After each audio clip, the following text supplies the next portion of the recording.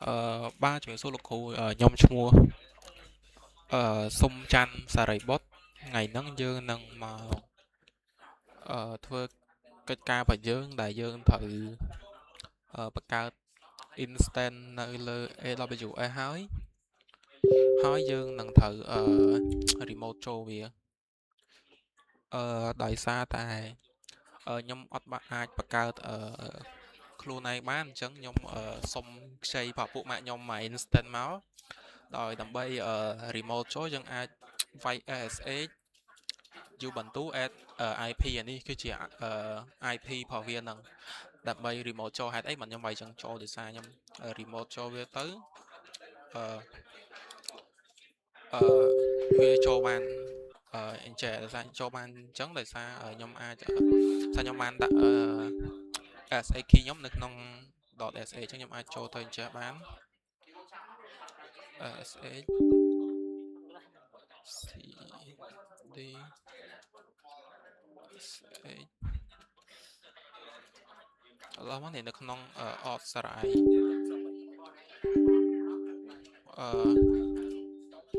នៅក្នុងអតសារ៉ៃហ្នឹងវាមាន SH key ខ្ញុំនេះអញ្ចឹងទៅដោយសារ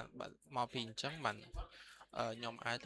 remote ចូលបានហើយឥឡូវយើងអាច remote ចូល SH យ៉ាងបានហើយយើងត្រូវការបង្កើត10 folder ហើយនឹងក្នុង folder ហ្នឹងត្រូវតែមានfile ត្រូវតែមាន file su30 តិចអីចឹងតែខ្ញុំសុំ cd ចូលសុំ cd ចូល home សុំ cd ចូល ubuntu ចឹង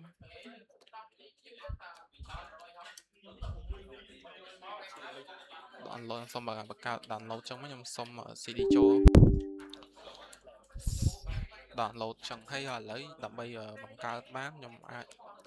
ខ្ញុំត្រូវ install 3 sudo apt install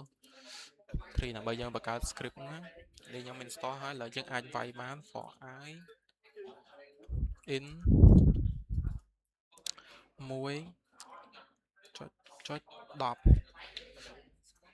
នេះ do mk dir .p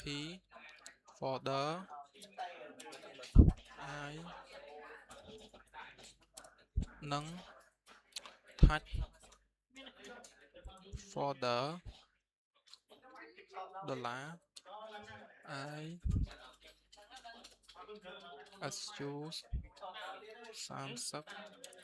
30.txt បើហើយយើងដាក់ done cannot touch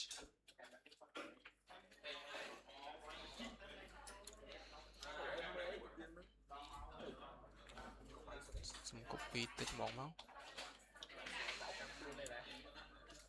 ចា ls មកយើងបានបង្កើត10 folder ទៅព្រោះមិនឃើញអញ្ចឹងឥឡូវយើងសាក ls folder ណាមួយអញ្ចឹងវានឹងចេញមកថា folder ទី2អីចឹងក៏វាមានtext នៅដែរលោកគ្រូអញ្ចឹងការងាររបស់យើងមានតែប៉ុណ្្នឹងឯងលោកគ្រូពីខ្ញុំសូមចាំសេរីបុត្រអរគុណលោកគ្រូដែលបានមើលវីដេអូមួយនេះពីដើមដល់ចប់